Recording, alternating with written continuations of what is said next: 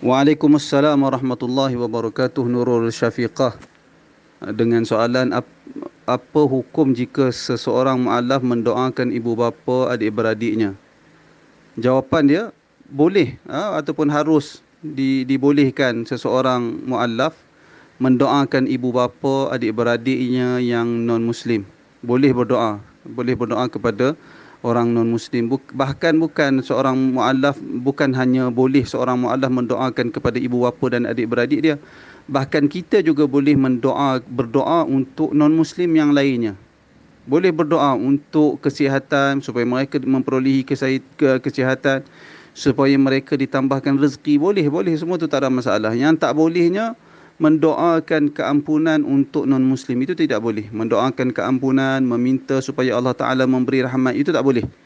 Tetapi selagi dia masih hidup, selagi seorang non muslim itu masih hidup, kita boleh berdoa kebaikan untuk mereka, dan doa yang paling paling besar untuk kita lakukan terhadap mereka iaitulah supaya Allah Subhanahu Wa Taala memberi hidayah kepada mereka, dan semoga Allah Taala membuka hati mereka untuk menerima agama Islam yang sebagai agama yang mereka anuti. Itu paling penting sekali. Kerana itu boleh seorang mualaf dan sesiapa sahaja mendoakan non muslim untuk kebaikan dunia. Bahkan yang lebih penting sekali, mendoakan supaya mereka menerima agama Islam sebagai agama mereka. Kemudian soalan berikutnya, siapakah golongan non-Muslim yang akan ke syurga seperti mana yang dikatakan oleh Imam Ghazali? Pernah dengar ceramah Ustaz ada 4 golongan tapi tak berapa nak faham.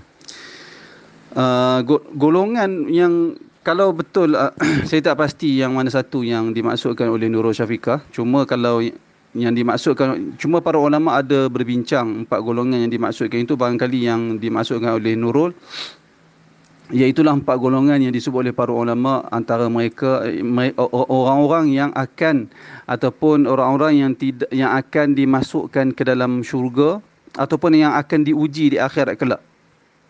4 golongan yang akan diuji terlebih dahulu oleh Allah Subhanahu Wa Taala di akhirat kelak sebelum memasukkan mereka ke dalam neraka ataupun memasukkan mereka ke dalam syurga. Siapakah 4 golongan tersebut? Yang pertamanya iaitulah anak-anak orang non muslim yang mati sebelum baligh. Anak-anak orang kafir yang mati sebelum baligh. Yang kedua, orang yang tidak menerima seruan Islam, tidak menerima ataupun belum sempat menerima seruan dakwah Islam. Dia tak kenal Allah Subhanahu Wa Taala. Dia duduk jauh daripada orang Islam ataupun dia duduk di tempat yang tak sampai dakwah Islam kepada dia. Itu golongan yang kedua. Golongan yang ketiga, orang gila dari kecil. Orang gila dari kecil kemudian dia mati dalam keadaan dia gila. Dia tak sempat, tak berpeluang untuk menerima dakwah Islam. Demikian juga golongan yang keempat, iaitulah mereka yang ditimpa ataupun mereka yang pekak sehingga dia tak dapat memahami dakwah. Orang yang pekak, orang yang bisu dan buta sehingga dia tidak dapat memahami ataupun tidak menerima seruan dakwah berkaitan dengan Islam. 4 golongan ini, kata para ulama, ulama berbeza pandangan. 4 golongan ini, pandangan yang lebih kuat seperti yang diterjihkan oleh sebahagian ulama, antaranya Al-Imam Ibnu Qayyim Al-Jauziyah, iaitulah 4 golongan ini akan diuji di akhirat kelak, di mana Allah Subhanahu Wa Taala akan memerintahkan mereka untuk masuk ke dalam syurga. Lalu sebahagian daripada mereka terus taat dan bergerak menuju masuk ke dalam 4 golongan ini Allah Taala akan memerintahkan mereka semua untuk masuk ke dalam neraka. Lalu sebahagian daripada mereka ataupun di antara mereka itu ada yang terus segera taat kepada perintah Allah Ta'ala, lalu segera bergerak untuk menuju masuk ke dalam neraka. Manakala di antara mereka pula, sebahagian yang kedua, mereka membantah dengan mengatakan bagaimana kami pada hari ini perlu dimasukkan ke dalam neraka sedangkan kami belum sempat untuk diuji di dunia dahulu. Lalu Allah Subhanahu Wa Ta'ala berfirman kepada mereka, bagaimana kamu hendak beriman kepada aku pada hari ini, yakni pada hari kiamat, di padang mahsyar.